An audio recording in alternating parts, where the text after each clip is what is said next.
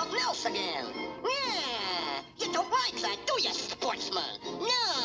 Yeah, yeah. You don't like it, huh? I like it. He'll not fail her, I'll venture.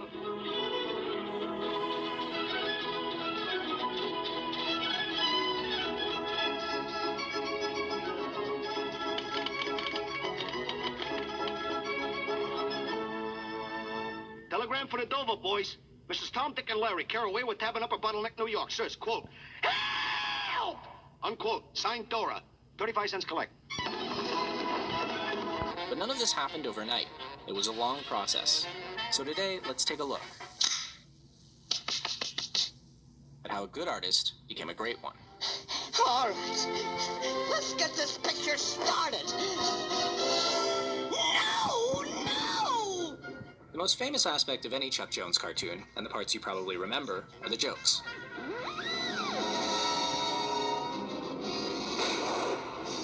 Written by Michael Maltese and Ted Pierce. Nearly every gag here follows a classic two-part structure. The first part leads you to make an assumption. The second part proves it wrong. That's it. Assumption?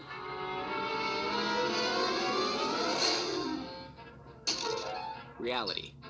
And in the early cartoons, the jokes are fantastic, and they happen one after the other. But here's the truth. The gags are only the surface level. What really sets these films apart is the amount of work that was put into character.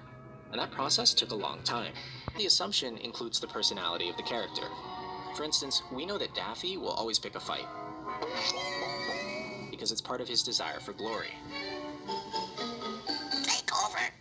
Likewise, we know the Coyote's device will fail, so Jones can play this gag off-screen, which ends up making it funnier.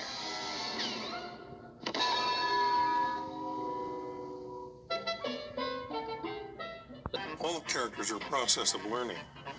It's hard for people to understand who watch actors to realize that actors come with an ability. They've played other parts.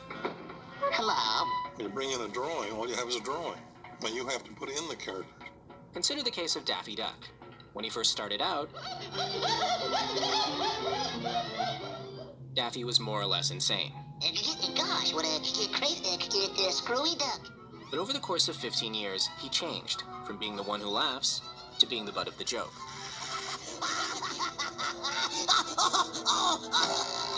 This Daffy is less crazy, but it's easier to understand what he wants. He wants money, he wants to be a star. In short, he wants glory. This looks like a job for the Masked Avenger! In fact, all of Chuck Jones's characters have very clearly defined wants. This one wants a home. This one wants to daydream. And this one just wants somebody to love. Ah, my little darling, it is love at first sight, is it not? Notice that every desire here is very simple. And the simpler the desire, the more vivid the character.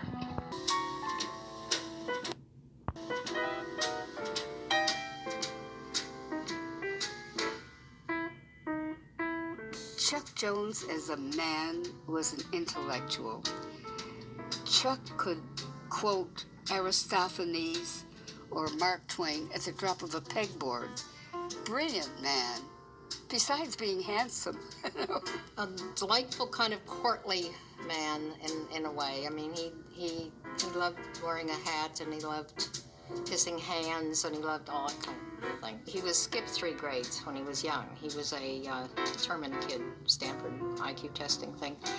And so they jumped in 3 grades. So he was a young guy in high school, which is miserable for a boy to be 2 or 3 years younger than all of them. So he dropped out, and his father put him in art school. He wasn't a jokester, as I suppose some people might think, always telling jokes and all that kind of thing. He was actually kind of a very private person and loved to read. His recommendation for anybody getting an education was to read and read and read some more. And that's how he got his education. I thought he was the intellectual of the animation industry at that time. We personally were very private. We had a very private life. We both had our own space. I mean, our house is U-shaped. and his workroom was there, and mine was over here, and we didn't bother each other. I hate to tell you this, but it's such an illogical story. Warner Brothers made a picture, a three-dimensional picture called The House of Wax, I believe it was, and where he wore glasses, one green and one blue. And it was quite successful, so he decided to do another one. And then he decided, everything's going to be three-dimensional. He realized, erroneously, but he realized you couldn't do animation in 3 dimensions, so he fired everybody, the whole studio, except for Frizz and me, who were under contract. But I didn't want to work there. Everybody was out, so that's when I called up Walt and asked him. I didn't even know Walt, but I called and asked him. There's another story I want to tell you about Walt.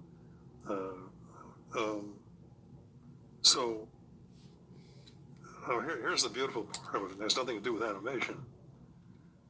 But Jack Warner looked around to find out which of these great group of directors, and there were some very good ones over there, and he decided to pick out a man to direct a 3-dimensional picture, aren't you? So he found Henri de Toth, who only had one eye. This is true. Henri de Toth directed that picture, and he only had one eye, right? He wore a patcher with the other one. Well, that's typical of Jack Warner. Jack Warner, one time, one of the great writers said, I don't know you want this kind of thing in a picture or not. Anyway, I'm going to say it. Wilson Meisner, who was this great gag man, he said working with Warner Brothers was like having sexual intercourse with a porcupine. It's one prick against 100. That's I know that one. Okay. Main writers of the Looney Tunes in their golden age period, the 40s, the 50s, Warren Foster, Ted Pierce, and Michael Maltese, all came to the Warner Brothers studio from New York, and they all came from working at the Fleischer studio. And I find that very interesting because the Fleischer studio was the funniest cartoons of the 30s with Popeye and Betty Boop. Those are very funny cartoons. I'm a space cop. My name's Monday. My partner's name is Tuesday. He always follows me. When you watch the Looney Tunes, and you watch them enough, individual writers and storymen start to make their sensibilities and their various talents known. You look at somebody like Ted Pierce, and he was much more into the parody element than a lot of the other writers. So a lot of the Daffy Duck cartoons he did, such as Stupor Duck and Rocket Squad, were parodies of popular shows of the time. And he would take Daffy and to some degree Bugs and put him into a situation where their personalities, but, doing a lampoon of a popular show in another medium. Ted Pierce was both a story artist and a voice artist. He actually provided the voices for some of the characters in the Warner's cartoons. Oh, the brakes were against you. I'm a flapperoo. I can't even kick the boy. Don't worry, you'll get it all right. You mean I'll get it in the end? Yeah, and you'll get a big bang out of it, too. You had Mel Blanc doing Costello. You had Ted Pierce doing Abbott. Ted Pierce was extremely funny. One of the funniest guys in the world. I mean, just as a person. Because he looked like Ichabod Crane, but he was very elegant. And he came from Upper Crest, Pasadena, and Santa Barbara, Grew up and he looked like Barrymore. Moonlit waters will sing. However, during the 1950s, things started to get a little bit complicated for making these cartoons. Big obstacles like theaters no longer forced to buy shorts with movies as packages, and the creation of television made the budget a lot more tighter than what they're used to. In fact, there was even a short period where Warner Brothers closed off their animation facility to try out 3D films, which is why you would find that weird moment when Chuck Jones did some animation at Disney for Sleeping Beauty.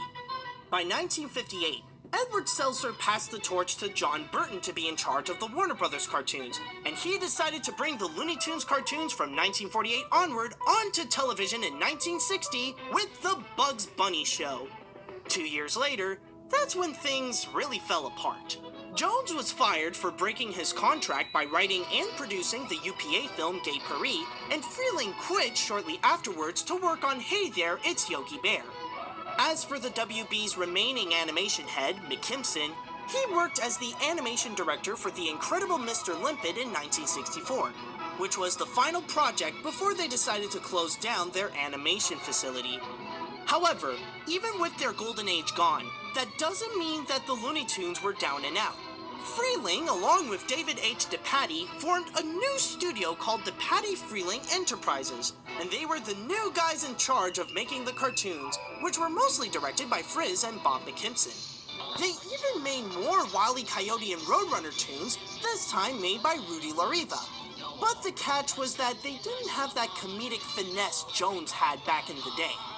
However, Warner Brothers decided to take another shot at the Looney Tunes and formed Warner Brothers 7 Arts Animation, with new tunes made by former Walter Lantz and Hanna-Barbera animator Alex Lovey, and they were considered some of the worst cartoons from Warner Brothers. Nice work, Alex! Way to leave your mark in history. A year later, Lovey went back to Hanna-Barbera, and it was up to McKimson to pick up the slack until 1969, when Warner Brothers ultimately decided they will no longer be making shorts and sold Warner Brothers 7 Arts to the Kinney National Company, making a grand total of cartoons made at the WB to be over 1,000.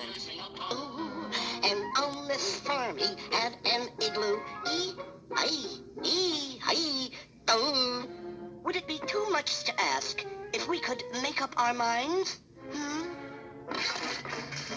Dashing through the snow, through the fields we go, laughing all the way.